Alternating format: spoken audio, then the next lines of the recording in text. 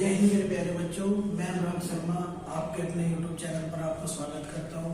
जैसे कि हमने पिछले क्लास में देखा कि हमने सबसे पहले वास्तविक संख्याएं वाला चैप्टर खत्म करा, उसके बाद में बहुपद का 1.1 टॉपिक क्लियर कर चुके हैं। आज हम 1.2 के बारे में पढ़ेंगे। तो देखेंगे, सबसे पहला क्वेश्चन दिया हुआ है इसमें कि 6x² माइनस के x माइनस के 2 पर विचार करते हुए हल करने के लिए एक मध्य विभाजन की विधि की सहायता लीजिए। देखो क्या करेंगे, सबसे पहले भाई हम इसके फैक्टर करेंगे। तो इसके फैक्टर करने के लिए एक विधि, सबसे पहले क्या करेंगे, हम इसके गुणनखंड करेंगे। क्या करेंगे भाई, सबसे पहले हम इसके गुणनखंड करेंगे। गुणनखंड में क्या करना होगा,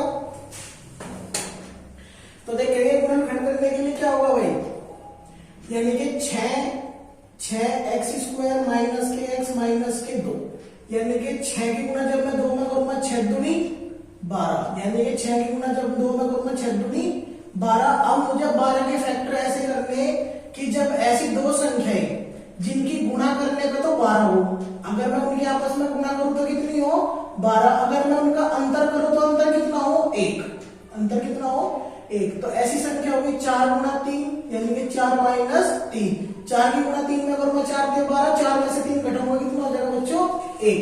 तो करेंगे इसके फैक्टर करेंगे, सबसे पहले तो कितना होगा 6x²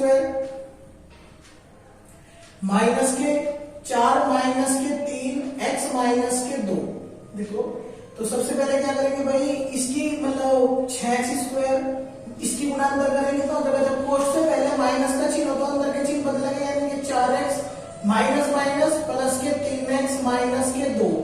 तो ये कितना हो जाएगा भाई, यहाँ से 4 संख्याएं, 4 संख्याओं में से हमने दो संख्याओं में जोड़े बना दिया, दो संख्याओं में से दो लेंगे, कितना बचेंगे। देखो भाई यहाँ 6x की पावर 2 है, यहाँ से 4x है, तो एक तो x कॉमन होगा, यहाँ पे भी 6x है और यहाँ पे कितना है 4, तो 2 3 6, 2 दूनी 4, यानी कि दो संख्या 2 से कटी। तो अगर मैं यहाँ से 2x कॉमन ले लूं तो यहाँ से कितना बचेगा 2 3 6। अब यहाँ 1x की पावर 2 है, यहाँ पे हमने कितनी कॉमन ले ली 2। अब जब गुणा करते हैं तो पावर आपस में जुड़ेगी, तो 2 में से 1 गया 1, यानी कि 3x माइनस 1x तो 12 ही गया, 2 दूनी 4।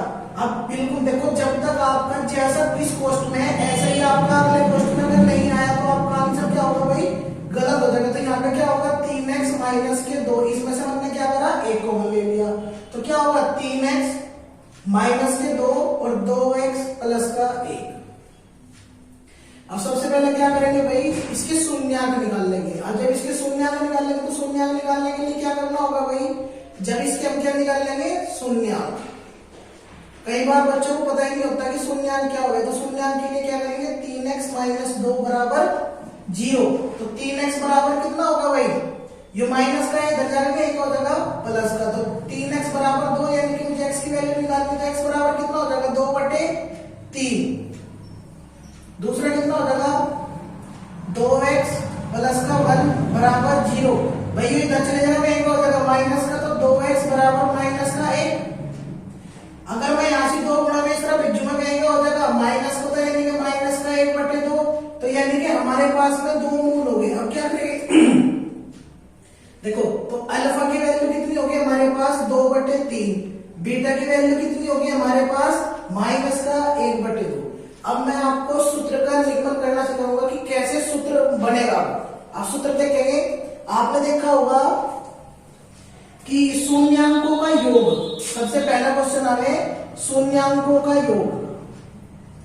सबसे पहला फॉर्मूला है शून्यांकों का योग। अब जब शून्यांकों का योग निकाल लेंगे, अब शून्यांक कितने हैं हमारे पास में, एक शून्यांक अल्फा है, दूसरा शून्यांक क्या है भाई हमारे पास में बीटा है। तो क्या करेंगे, तो यानी कि अल्फा प्लस बीटा, जब शून्यांकों का योग निकालना तो इन दोनों को आपस में जोड़ूंगा। अब जब जोड़ूंगा तो अल्फा की वैल्यू कितनी है 2/3 प्लस बीटा की वैल्यू कितनी है माइनस के 1/2। तो ये कितना हो जाएगा भाई 2/3 प्लस माइनस के 1/2। एलसीएम कितना हो जाएगा भाई इनका 3 दूनी 6। अब देखो जब इसका एलसीएम कितना होगा 3 दूनी 6, 2 की गुणा यहाँ करेंगे 2 दूनी 4 और 3 की गुणा यहाँ करूंगा 3 ही कम 3 माइनस का 1, तो 4 में 1 गया, सॉरी 3 ही कम 3। 3 एकम 3, 4 में 3 गया 1/6। तो इसके शून्यांकों का योग कितना है भाई 1/6। अब देखो 1/6 तो ये क्या होगा आपका ऋणात्मक होगा। अब आपने सुना होगा अल्फा प्लस बीटा, इसके जो योग का फॉर्मूला है यानी कि एक इसकी वैल्यू है, यहां से देखो इसकी वैल्यू 1 है, यानी कि -x का गुणांक। भाई हमारे पास में जो x आया वो हमारा क्या का है प्लस का है 1। अब फॉर्मूले में क्या करेंगे, मुझे पता कि x का गुणांक यहाँ से क्या है, यानी कि ये तो x का गुणांक बटे 6 किस चीज का गुणांक है, यानी कि x² का गुणांक। तो मेरे प्यारे बच्चों ये क्या होगा आपका अल्फा प्लस बीटा यानी कि शून्यांकों के योग का फॉर्मूला क्या होगा -x का गुणांक बटे x² का गुणांक। दूसरा फॉर्मूला होगा इसमें शून्यांकों का गुणनफल। क्या होगा भाई शून्यांकों का गुणनफल। और गुणनफल का फॉर्मूला क्या होगा, गुणनफल का मतलब इनके आपस में गुणा करनी पड़ेगी शून्यांकों की, यानी कि alpha into beta. Alpha into beta, alpha की वैल्यू कितनी है हमारे पास में मान रखेंगे 2/3। अल्फा की वैल्यू कितनी, सॉरी बीटा की वैल्यू कितनी है -1/2। तो कितना होगा 2 से 2 गया तो कितना होगा -1/3। या फिर इसकी डायरेक्ट गुणा ना करो आप, कितना रखो इसे 2 एकम कितना होगा 2/3 गुना -1/2। इसकी गुणा ना करो आप, सीधा कर दो 2 एकम 2, यानी कि आपका 2 एकम 2 और बटे 3 दूनी 6। तो कितना हो जाएगा भाई आपका -2/6। अब देखो यहां से क्या है -2 ऊपर है, यानी कि शून्यांकों का गुणनफल यानी कि -2 होगा ना, ये -2।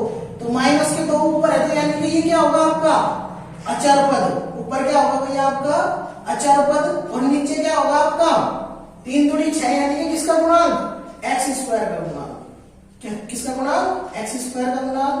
अब आपको जब भी क्वेश्चन करने होंगे तो इन्हीं फॉर्मूलों का प्रयोग करना पड़ेगा, किसका शून्यांकों के योग का फॉर्मूला -x का गुणांक बटे x² का गुणांक, और शून्यांकों के गुणनफल का फॉर्मूला अचर पद बटे x² का गुणांक। अचर पद क्या होगा, जिसके साथ में x y की कोई भी वैल्यू ना हो, जिसमें कोई भी x y ना हो वो क्या होगा आपका अचर पद होगा, और जिसके साथ में x y z अल्फाबेट का कोई भी शब्द लगा होगा तो वो क्या होगा आपका चर पद होगा। तो लिखेंगे एक बार,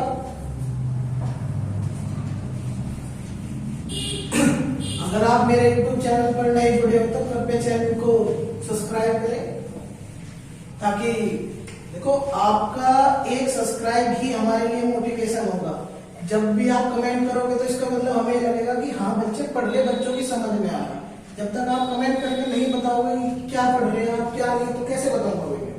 तो देखो हमारे पास में 2 फॉर्मूले बने। पहला फॉर्मूला था शून्यांकों का योग, यानी कि शून्यांकों का योग का फॉर्मूला क्या होगा अल्फा प्लस बीटा बराबर -x का गुणांक। ये था ना -x का गुणांक बटे x² का गुणांक। ये तो फॉर्मूला बनाया अभी हमने। दूसरा हो जाएगा शून्यांकों का गुणनफल। क्या हो जाएगा भाई शून्यांकों का, ये गलत हो जाएगा, शून्यांकों का गुणनफल। अब शून्यांकों का गुणनफल का मतलब क्या होगा भाई alpha into beta. Alpha into beta की वैल्यू क्या होगी अचर पद। क्या होगा भाई अचर पद बटे x² का गुणांक। अचर पद बटे x² का गुणांक। ये हमारे पास में क्या हो गए भाई 2 फॉर्मूले हो गए। एक तो होगा हमारे पास में योग का फॉर्मूला, एक क्या होगा हमारे पास में इनके गुणनफल का फॉर्मूला। एक तीसरा फॉर्मूला और है इसमें, एक फॉर्मूला और है इसमें क्वेश्चन पूछा जाता है कि शून्यांकों के योग भी दिया रखेगा आपको शून्यांकों का योग भी दिया होगा, आपको शून्यांकों का गुणनफल भी दिया होगा, आपसे इक्वेशन पूछेगा यानी कि आपसे समीकरण पूछेगा, योग दिया होगा गुणनफल दिया होगा, जिन्हें क्या कहते हैं वो शून्यांक कहते हैं। शून्यांक देने के बाद में आपसे क्या पूछेगा इक्वेशन पूछेगा कि आप समीकरण कैसे बनाओगे। तो शून्यांकों का या शून्यांकों की समीकरण का फॉर्मूला हो जाएगा x² minus alpha plus beta plus alpha into beta. ये फॉर्मूला है भाई। तो यानी कि क्या होगा भाई x² minus alpha plus beta यानी कि योग। किसका योग शून्यांकों का प्लस गुणनफल। ये क्या होगा आपका, अगर कहीं पे भी आपको समीकरण निकालनी हो तो ये फॉर्मूला लगाना पड़ेगा। कौन सा formula x² minus alpha plus beta into x। और प्लस का कितना होगा भाई अल्फा इंटू बीटा, क्योंकि ये वाला हमारा अचर पद होगा, ये हमारे योग के साथ में x की मल्टीप्लाई होगी, तो ये क्या बनेगी आपकी समीकरण बनेगी। तो देखेंगे हम जब क्वेश्चन